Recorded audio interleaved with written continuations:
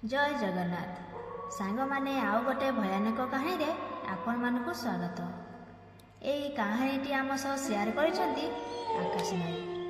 तेणु सर्वप्रथमे आकाश भाई को धन्यवाद दे चलतु संपूर्ण कहानी शुणा तांकरी दृष्टिकोण। आकाश भाई कही आम गाँव में यही घटनाटी घटीथिला। कथाटी है सनातन अजा आउ नाती प्रतिदिन माछ धरिबा को जाती। आउ अजा नाती प्रतिदिन सांग होई 2-4टी खाड़ धरी माछ धरिबा को जाती। मु बेले बेले सनातन अजा घर को जाए। आउ जहाँ सब देखे मते बड़ आश्चर्य लगे, कारण तांको घर पिंडारे पड़ी थाए बड़ बड़ शेउल माछ, बालिया माछ आउ बड़ बड़ मागुर माछ। तेणु एमिति बड़ माछ धरिबा पई मु केते थर जाइछि सेमानक साथिरे, हेले मते भारी डर लगे, कारण सेमाने एकुटिया जंगल जगार बसी खाड़ पकई थांती। दिनकर कथा, सनातन अजाको नातीर देह बहुत खराब थिला।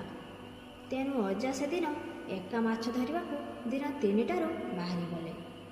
आउ तांको साथिरे 2-3टी खाड़ आउ गोटे साइकेल धरी बाहरी गले। आउ तांको साथिरे 2-3टी खाड़ आउ गोटे साइकेल धरी बाहरी गले। सेतेबेले अजा घर किछि बाट जाइछन्ति। गछरे बसिथिबा काउटी किछि अशुभ संकेत देला। हेले अजा एसबु किछि चिंता न करी गोटे भल पोखरी देखि खाड़ पकेबा आरंभ कले। आउ अजा जोठी खाड़ पकाउथिले सेटा थिला गोटे भयंकर जगह। हेले से पोखरी रे बहुत माछ थिबारु अजांकर टिके लोभ होला।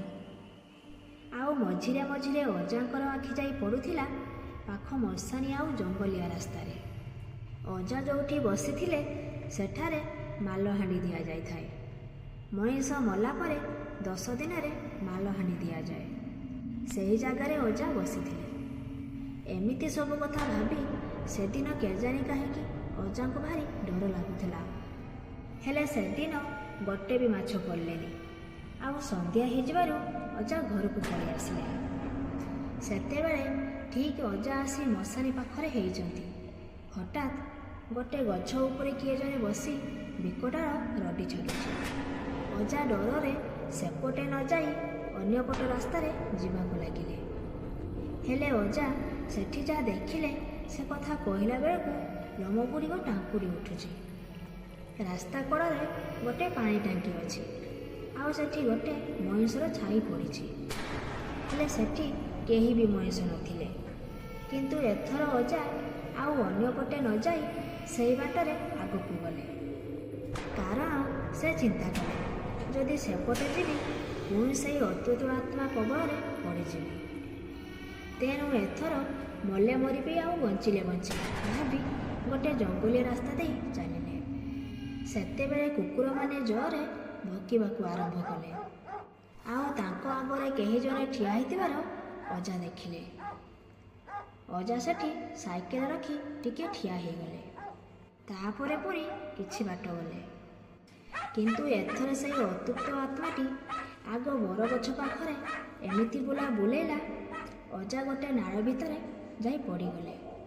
ताहापरे अजा भୟରେ बड़ पाटी करी डाक पकेइले। सेतेबेले पाख गाँ लोके दौड़ी दौड़ी आसिले। आउ अजा को नाଳ भितर उठाइले। सेठू अजा गाँ लोक सब कथा कहले।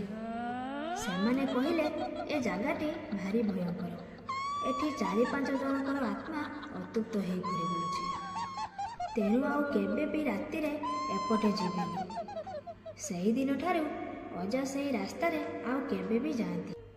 तो सांग माने ये तो थिला आकाश भाई शेयर करथिबा आजिर कहानी। तो आजिर कहानीटी जदि आपण मानकु भल लागि थाए ताहले वीडियो को गोटे लाइक करी आम चैनल को सब्सक्राइब करनियंतु, जहा फल आग को एमिति नुआ नुआ वीडियोर नोटिफिकेशन आपण सर्वप्रथमे पाई परिबे। आउ जदि आपण मानक सहित एमिति किछि घटना घटी थाए किंबा आपणक पाखरे एमिति किछि स्टोरी थिले आपण आम सह इंस्टाग्राम बा व्हाट्सएप रे शेयर करि परिबे। आम इंस्टाग्राम आईडी लिंक तले डिस्क्रिप्शन ले दिया हेछि।